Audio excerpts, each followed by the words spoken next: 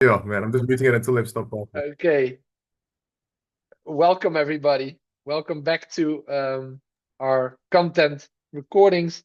Today, we would like to address the topic of living connected to our own hearts.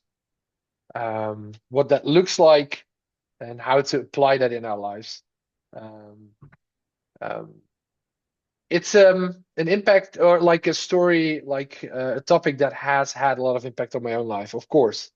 Everything that we speak from is personal revelation and personal experience, um, out of the connection and the relationship and the intimacy with God. Um, so yeah, I've had such a relational and emotional destructive life, and I never knew why that was happening to me and what was causing that. I didn't have a clue, as I didn't meet anyone, for sure not at church. I was raised in Catholic Church, and I was always fascinated with all the beautiful, um, what do you call them? Like religious habits. What do you call them? Yeah, No? the rituals. Yeah, rituals. That's the word I was looking for. It was beautiful with all the incense and frankincense and all the beautiful rituals. But they never spoke a message, shared a message that really helped equipping me and really helped me to understand and navigate the challenges of life. And I believe that that's what the body of Christ and the church, right, is for. Um, and I'm glad to see that happening more and more. So that's kind of how all of this got started. That I was always living in pain, but because and never feeling safe, but because I'd never learned to feel safe and never um, was really aware, like the pain was always there and the feeling of unsafety was always there. So I didn't recognize the level of pain and unsafety because it was always there. So I didn't know anything else. And it literally took me or has taken me decades to I mean for God to unravel that in me and for me to have clarity of first understanding and having a grasp for what I was dealing with. Because if you don't know what you're dealing with, then you also don't know, if you don't know what a question is, you don't know what the answer should be or could be, right? So all that to say that, then this is kind of like, what happened to me throughout my life. And now I'm gonna skip towards the part where, the revelation and the answers kind of happened to me to some degree. And then of course a long journey of walking it out and seeing the healthy fruit of that. So I'm going to share some powerful principles that I've learned and some of the application, but but also like just to help you to kind of really have a powerful understanding to kind of I'm going to kind of put it in black and white to help us to really understand why this is so significant. So for example, I believe that it's true for every person that has dealt with trauma, which is almost 100% of us, that of course certain degrees of pain and trauma, right? But that the moment that we experience those traumatic events, um, that to survive that we've disconnected from our own hearts, and that where we disconnect from our own hearts, we're not really present anymore in the here and now. We're living disconnected, and because of that, um,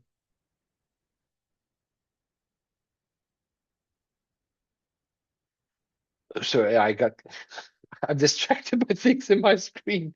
So, so yeah, our coping mechanisms are being created, are being established. So our mind takes over. So where our heart is supposed to be connected, so we can be fully present by knowing what's going on inside of us. Our coping mechanism, which is our mind in different ways, right? But it's always our mind that takes over to give us a false sense of safety. But it's actually control, right? We're an idol. We found safety, false sense of safety outside of God that replaces the true safety that we're supposed to find in God and in Christ. So that is what happened to us, to most of us, right? And what happens is, and this is where, like, I think all of this, to a degree, is known to a lot of people. But where I kind of got stuck in life was that because that disconnect from my own heart had been established, and I got caught up in the realm of logic, right, of overthinking, of controlling through my mind, of coping and surviving, the pain didn't stop. So the pain there was only pain and confusion being added, and then it's a progressive disease or illness, the soul life, right? Because I'm using different words that all kind of say the same thing. So when we're caught up in overthinking or coping or survival mode, we're caught up in our soul. And our soul, I've mentioned this before, but I'm just going to repeat it to help you guys, to remind you guys that it's our soul is our mind, will, and emotion. So, we're just caught up in our soul, and it causes all kinds of problems because we're also stuck in lust. Being stuck in our flesh, in our soul, is also being caught up in lust. And lust is, because it's partnering, co-creating with the enemy, there will always be rotten fruits in our life. There will always be destruction in our life, as the enemy only comes to steal, kill, and destroy. So as long as we don't learn to allow God to deal with that in us, right, we're never going to be able to be successful in life and to live in the fruit of the Holy Spirit. So in other words, and I'm just going to keep repeating all different kinds of language or vocabulary that all of us, or most of us, will be familiar with, but to show you that this is all kind of the same thing. So I believe that the hell, I'm not going to, I'm not going to tell you guys that I know what hell looks like. I'm going to stay away from that. But I do believe that there's truth to this, that hell means living disconnected from God, living disconnected from other people, and living disconnected from ourselves, which is disconnected from our own heart. So it's isolated, it's lonely, and that, to me, I believe there's a lot of truth to that is what hell means and represents. So what I'm trying to say here is that as long as we're disconnected from our own hearts, and we don't do the things that only we can do and are responsible for, to actually partner with God so he can establish that real connection with him, reestablish that real connection with our own hearts, and through that establish real connection with other people to become healthy and mature, right? And that's also like gonna help us to live in the fruit of the Spirit.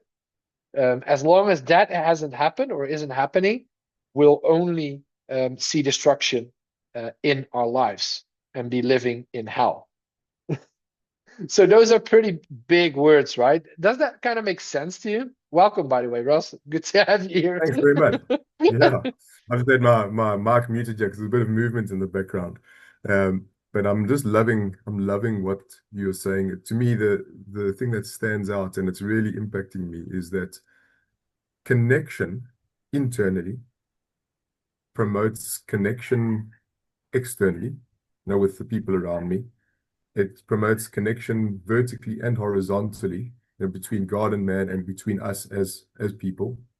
But there's a very subtle counterfeit in control.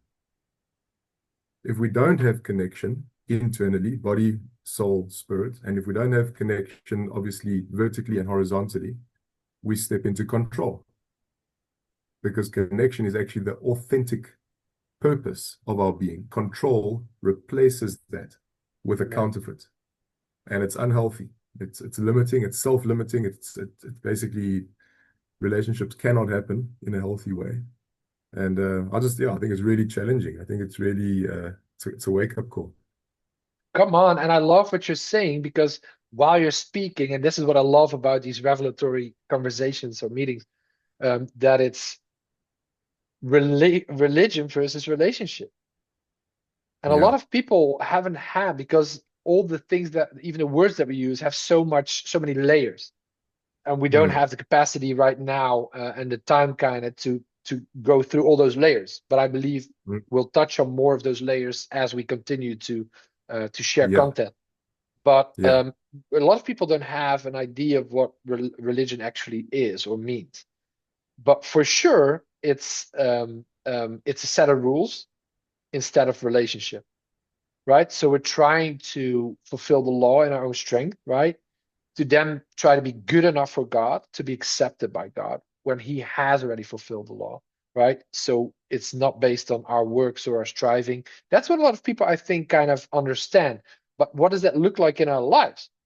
Because a lot of people logically understand what religion is, and they understand that there's grace and that we've been set free and that Jesus has fulfilled the law, and or but still they're living unconsciously trying to fulfill the law, practically living out a set of rules that if they don't clean their home twice a week,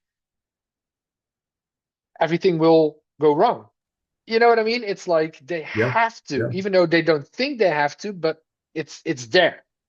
It's a Mm. level of control that is religious, right? That if they don't surrender those things, so there's something behind it, an emotional gap, right? That God can only fill and fulfill, right?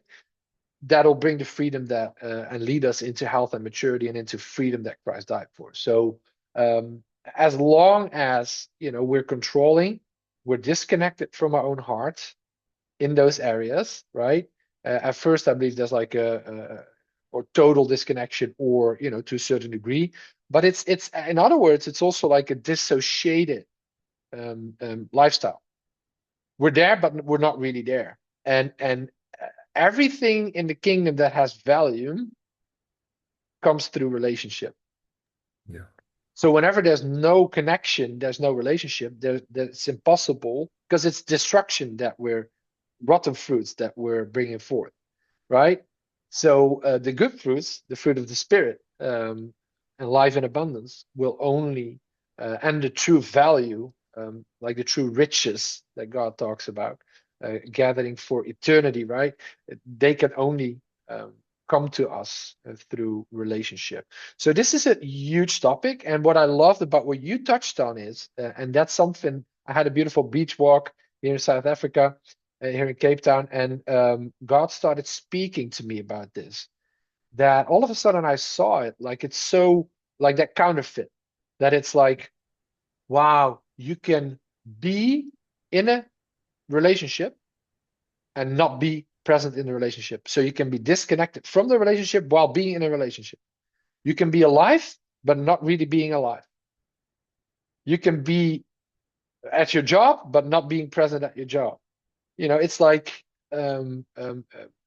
so, and this is why this is so destructive, because what happens, and this is also what happened to me, because I haven't been able, and there's more and more people, sadly enough, and I believe God is bringing breakthrough and like a turn in this, like he's bringing breakthrough here in this area, but more and more people like me haven't been able to safely connect with their parents. Because if the parents have children and the parents haven't received breakthrough in that area, that they live connected and in a healthy relationship, then they will raise a child without connection.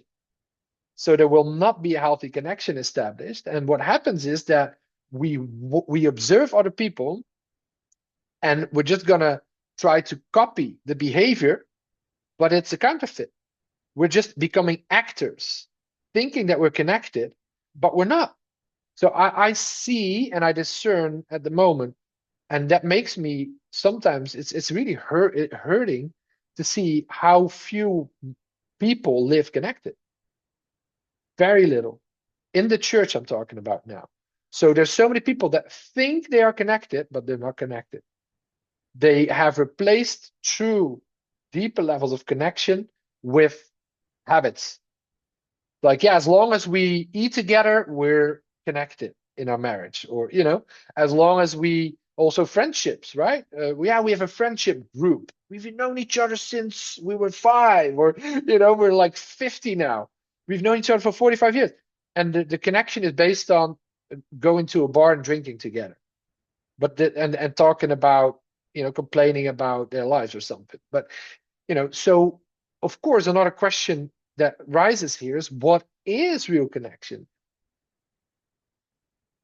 Like, do you know what real connection is? Yeah. I mean, to me, the word presence is really the key. Because in order to be connected, you got to be present. And like you were saying, you can be in a relationship and not be present, which means you have a form of relationship, but you are denying its power. You are denying the potential, the union, the fruit that can come out of that kind of union, that kind of relationship, because you are relying on the structure called relationship and not filling it with the life of presence. When God doesn't, you often find in scripture, God doesn't say, I'm going to give you my relationship. He says, I'm going to give you my presence. I'm going to make my glory known to you. I'm going to make my goodness known to you. And that requires vulnerability. It requires acceptance that I'm going to need to be flexible. I'm going to need to be willing to access you and find you in the way that's most viable, most beautiful, most life-giving. And I'm going to have to discern where you are not ready to receive me in a certain way, and not demand that you receive me in that way, but find another life-giving access point to build you, to love you, and to prepare you for a good relationship with me. So you can be as I am. When God says I'm holy, what he's really saying is I'm all in. I'm all in. And I want you to be all in. We have this romantic that you often see in these motivational memes and that kind of thing. We always say, showing up is 90%. But that comforts us, but we don't show up. Yeah, yeah. So to me, it's showing up. That's what I love about what you're saying is building connection really isn't difficult. It's not complicated, but it is courageous. Mm. And it is vulnerable because in being present, I'm allowing you to see me as I am. And I'm empowering you to either accept me or to reject me. And Yes. people heal themselves from that by Yeah, yeah. not I making think, themselves. yeah. I mean, this is so powerful and so true. Um, but I do feel like we're kind of skipping one step. It's all part of the whole story. Mm, But I think before you get to kind of learning to become vulnerable, to be really connected to other people, I want to focus today, because I would love to talk about that topic more deeply, because it's so mm, significant. After we touch on, like, and that's also very vulnerable and all part of the same story, but it's specifically different, where the fact that most of us have lived disconnected from our own hearts most of their lives, or all of our lives. What happens here, and this is what, when I was talking about the increasing, like the progressive illness or disease of lust, of the not being able to be present, the numbing and the zoning out, which leads to more and more, we need more lust to give us. It's the same with heroin, right? With drugs, you need not every drug, but let's use an example. Heroin, you need a little bit, but after a year, you need 10 times as much, or I don't even know, right? But like more and more to get the same kind of gratification to function, right? In their perception. So the same with lust. So it's like, because you're not connected to your own heart, you don't feel what's going on inside of you, because you're not in touch with your own emotions. And because of that, the pain increases, because you're not handling the things that need care. inside of you, inside of us. And as long as you don't do that, the pain keeps increasing. So you need greater measures of numbing, greater measures of zoning out and avoiding to be able to still function.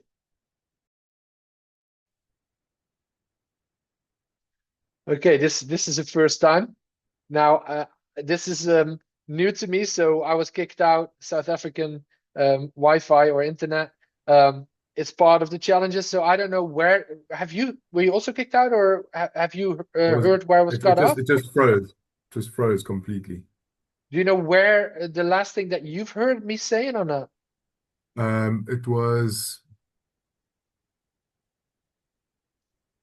It was connected to your own heart, the diminishing returns of lust. Okay.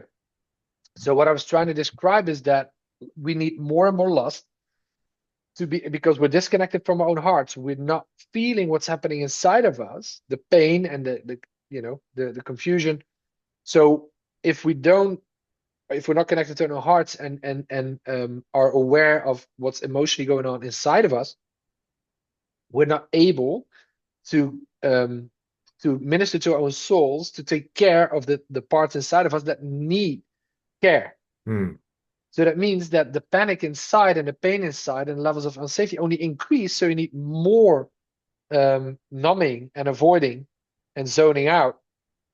So increasingly, that leads to more extreme habits, more destructive habits, which is often manifests itself as addiction patterns, right? So what happened is that with a lot of people nowadays, there's many different ways to numb ourselves, but one of the big ones and one of the most stubborn ones that lastly got healed in my life is porn and masturbation. So I've been trying in any way I knew, having studied and listened to hundreds of different ideas and concepts and contents and whatever, and nothing seemed to work. And the key here was this, that I was religiously trying to find breakthrough. I wasn't aware that every time the addiction cycle is part of, shame, guilt, and condemnation. So I do something that I feel is wrong and is bad. And then, even though God isn't mad at me, at least that's what I believe, then I think he's mad at me. So I think God is, after I masturbated, I felt like a disconnection from God for like days or sometimes weeks. Because I thought unconsciously, I have never had that image of God as this angry God and like judging and condemning me. But something inside of me still believes I did something wrong. So that's why I don't experience the intimacy with God anymore. But until he showed me that I actually turned away from him, he never turned away from me. And he kept working on our connection and our relationship. And then what happened is he asked me, and this is to people, that have a more religious mindset, might be very challenging to hear. It was even challenging to me at first, that God asked me to invite him into the moments where I watched porn and masturbated. And it took me a while to accept that he kept asking me that. Please, can you let me in? So I'm not saying that he asked me to let him into the porn or something, but to let him into me while being lustful and doing something that I wasn't supposed to do and didn't want to do. So the confusion is I did feel like I wanted to do it because it gave that moment of relief, that kind of experience of joy that lasted a few seconds, and then it became worse and worse. But not to make it too long, as we're about to have to land the plane. Time flies; it's wild. But Yeah, it really the does. point, why it's amazing. But the point here is that when I let him in, after I let him in, what happened is the opposite of what I was afraid of, which is usually the case. The upside down kingdom, right? Our logic is the opposite of the truth of God. So then what happened is, instead of God being mad at me or him coming in and cutting it off, and all of a sudden I didn't want to do it anymore, he just peacefully, safely came in And instead of him being mad at me and disconnecting from me, he showed me his compassion. What he did is, I felt him crying over me. And that confused me so much at first. Because I'm like, why is he crying? I did something wrong. And. But what he started doing is he started revealing the pain that I was in, not knowing that I was in pain. How confusing, even while I'm mentioning it now. This took me decades to figure out, and I haven't found proper teachings that teach this. What happened is this. He started because he showed me his love and his compassion for me, and he revealed what was really happening inside of me because he knows. But because I kept rejecting him and pushing him away while sinning, he couldn't reveal that to me until he invited me in, and I invited him in, right? And let him in. So what happened is then, because he revealed what was really going on inside of me, that I didn't feel safe and I felt in pain, that from then on, every time I did it, I watched porn or I masturbated, it was like a snake that was just strangling that addiction pattern out of me. Because every time I did it, it didn't become anymore about guilt, shame, or condemnation. It became about me getting more in touch with the reality that what was going on inside of me. And God started bringing healing to that. So what is the key element here? That is that because we disconnected from our own hearts, we numb our pain through our coping mechanisms, our self-protection, our control, before we feel it. So I had to learn that every time I sinned and I wanted to do something that I knew I didn't want to do and wasn't healthy for me, I started linking that to, okay, this to me, because I didn't feel the pain, this to me is a sign when I want to do something that I don't want to do, is a sign that I don't feel safe and that pain has been triggered inside of me. That's so good. And that is part of the next steps that we'll be addressing, where, we can learn to start to feel and then really get in touch with our emotions. And then it opens up a whole new chapter of what does that journey look like? Mm. That's so rich, man. So rich. Yeah, I believe so. So I'm honestly believing that these revelations will help hundreds and then eventually Mm. thousands and thousands of people to find healing and breakthrough in their pain, in their situation that they feel stuck.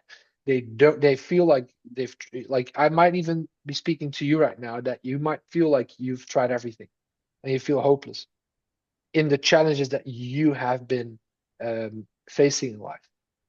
And you might feel like burned out.